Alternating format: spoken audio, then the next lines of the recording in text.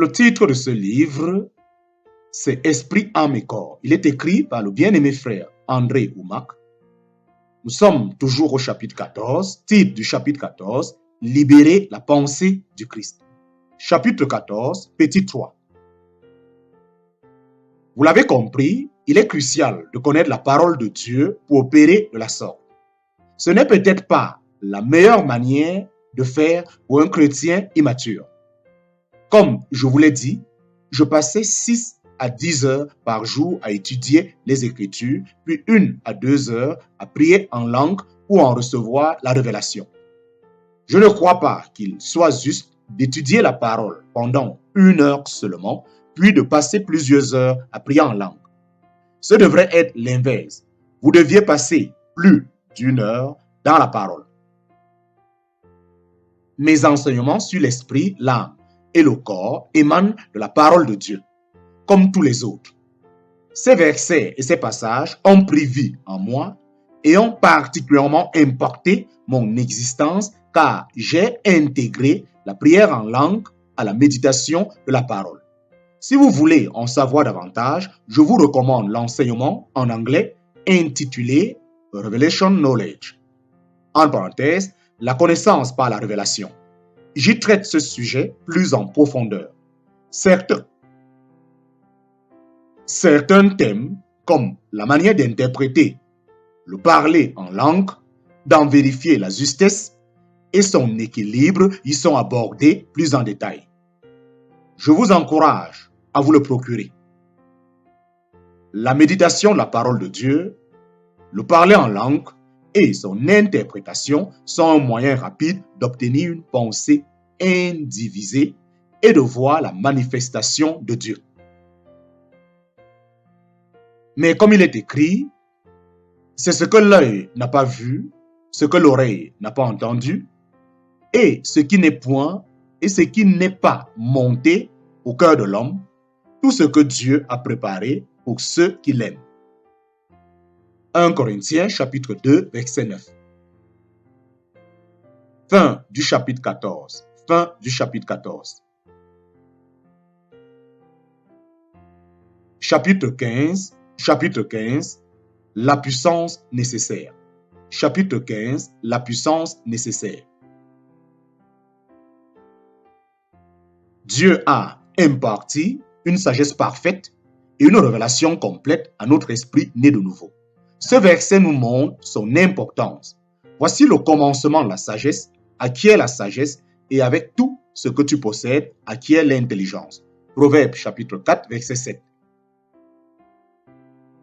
La sagesse et l'intelligence sont des clés qui déverrouillent. La sagesse et l'intelligence sont des clés qui déverrouillent tout ce qui est nécessaire à notre vie chrétienne. Je vous encourage à puiser cette sagesse de votre esprit et à recevoir la compréhension afin que les écluses de votre âme s'ouvrent et permettent aux vérités de Dieu déjà présentes dans votre esprit de se manifester. Oui, il est possible d'avoir une vie chrétienne riche et fructueuse. Sans le revêtement de puissance du Saint-Esprit, vous êtes incapable de libérer pleinement toutes ces réalités merveilleuses. Toutes ces réalités merveilleuses qui sont déjà présentes en vous. C'est pour cette raison que le baptême du Saint-Esprit est si important. Jésus a eu besoin du baptême dans le Saint-Esprit. Il est né en tant que Dieu dans son esprit et en tant qu'homme dans son âme et dans son corps. Il avait tout pleinement dans son esprit. Il avait tout pleinement dans son esprit lorsqu'il vivait sur terre, mais sans le baptême du Saint-Esprit, il n'a pu faire aucun miracle. En parenthèse, Luc chapitre 3, versets 21 à 22, Luc chapitre 4, versets 11 et 14. Le Père, le Fils et le Saint-Esprit sont un. Ils sont interdépendants. Le Saint-Esprit est celui qui libère la sagesse et la révélation. Il console, enseigne et rappelle les paroles de Jésus. Mais le consolateur, le Saint-Esprit que le Père enverra en mon nom, c'est lui qui vous enseignera toutes choses et vous rappellera tout ce que moi je vous ai dit. En parenthèse, Jean chapitre 14, verset 26. Le Saint-Esprit nous guide dans toute la vérité, nous écoute, nous parle, nous révèle les choses à venir et glorifie Jésus. Il nous montre par révélation ce qu'il a reçu de Jésus. J'ai encore bien des choses à vous dire, mais vous ne pouvez les porter maintenant. Lorsque viendra l'Esprit de vérité, il vous fera accéder à la vérité tout entière, car il ne parlera pas de son propre chef, mais il dira ce qu'il entendra et il vous communiquera tout ce qu'il doit venir. Et il vous communiquera tout ce qui doit venir. Il me glorifiera, car il recevra de ce qui est en moi et il vous le communiquera. En parenthèse, Jean chapitre 16, versets 12 à 14. Sans le ministère du Saint-Esprit, il nous est impossible d'avoir accès à tout ce que Dieu a placé en nous. Recevez le baptême du Saint-Esprit. Recevez le baptême du Saint-Esprit. Quand vous recevez le baptême dans le Saint-Esprit, vous recevez aussi la capacité de prier en langue. Lorsque vous priez dans l'Esprit, vous puisez de la sagesse qui se trouve dans cette partie de vous qui est née de nouveau et vous la libérez. Ce n'est pas la seule façon de libérer cette sagesse, mais c'est certainement une des plus importantes. Il est essentiel que vous recevez le baptême dans le Saint-Esprit.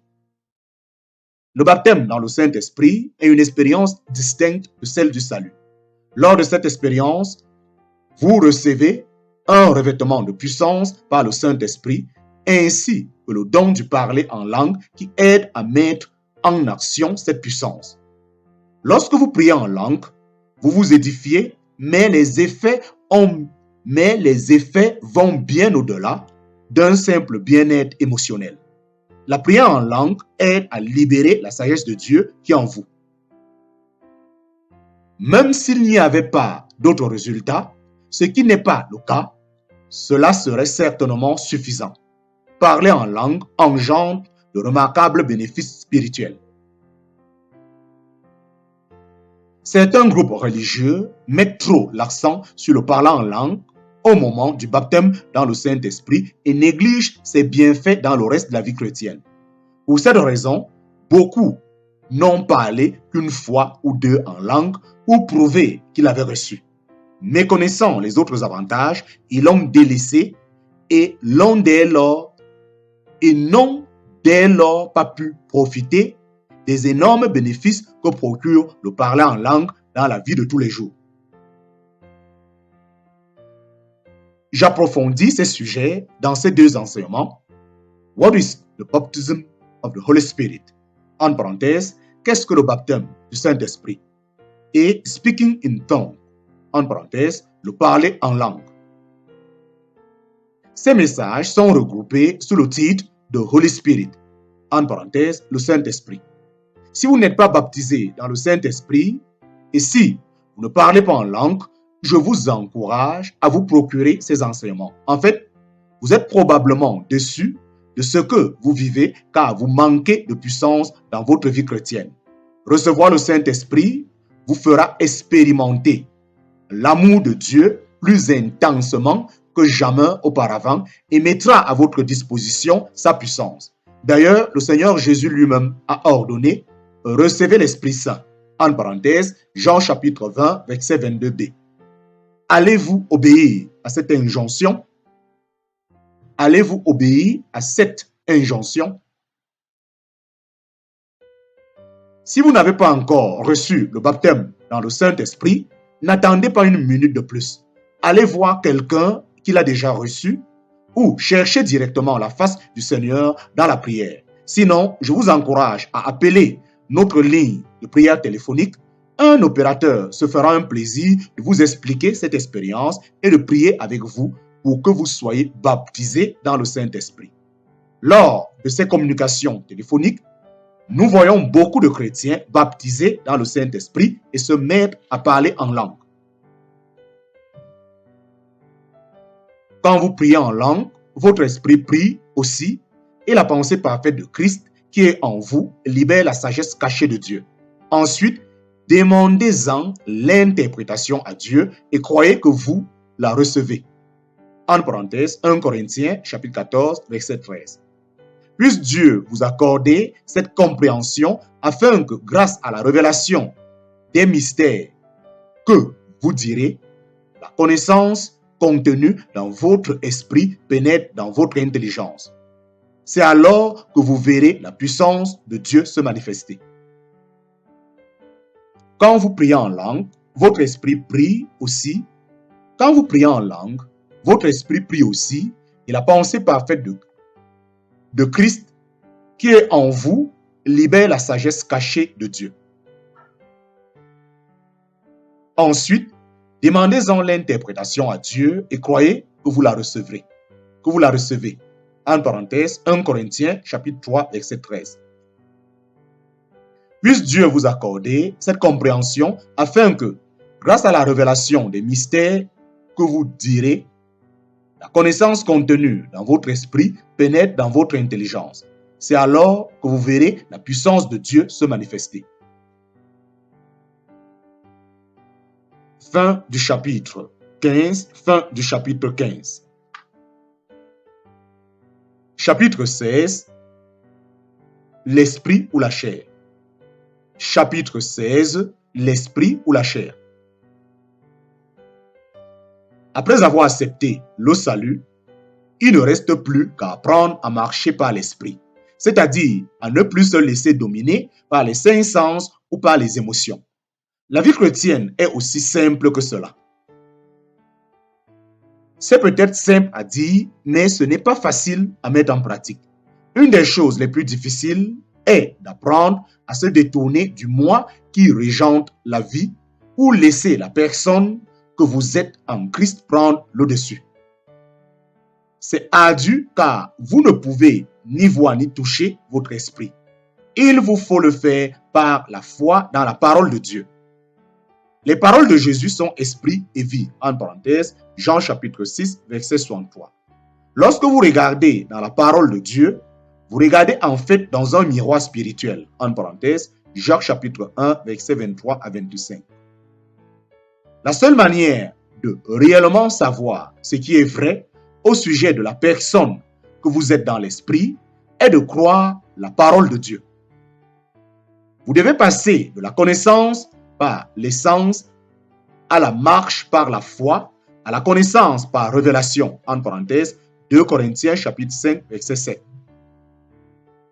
C'est réalisable en centrant vos pensées, vos actions et votre identité sur la personne que vous êtes en Christ. Tant que votre chair va à l'opposé de votre esprit, vous êtes en conflit. Écoutez-moi, marchez sous l'impulsion de l'esprit et vous n'accomplirez plus ce que la chair désire. Car la chair, en ses désirs, s'oppose à l'esprit. Et l'esprit à la chair. Entre eux, c'est l'antagonisme. Pour que ce que vous voulez faire, vous ne le fassiez pas. Mais si vous êtes conduit par l'esprit, vous n'êtes plus soumis à la loi. En parenthèse, Galates chapitre 5, versets 16 à 18. Contraire veut dire opposé, ennemi, adversaire. C'est dans ce conflit entre l'esprit et la chair que se loge votre véritable combat spirituel. Tous les jours, votre combat réside dans le choix de laisser soit votre chair, soit votre esprit vous diriger. La chair gravite autour des choses qu'elle peut voir, goûter, entendre, sentir ou percevoir avec les sens. C'est pourquoi elle est disposée à céder à l'influence de Satan et de son royaume qui opère dans le domaine physique. Le diable est orienté vers ce qui est charnel. Il opère dans les réalités naturelles terrestres. Il vous tente à douter de Dieu en se servant de ce que vous pouvez voir et toucher. Par contre, le Seigneur œuvre dans le royaume spirituel, essentiellement au travers de sa parole. Ce conflit intérieur, permanent et intense, montre bien que l'on ne peut pas faire simplement ce que l'on veut. Soit votre esprit vous domine, soit ce sera votre chair.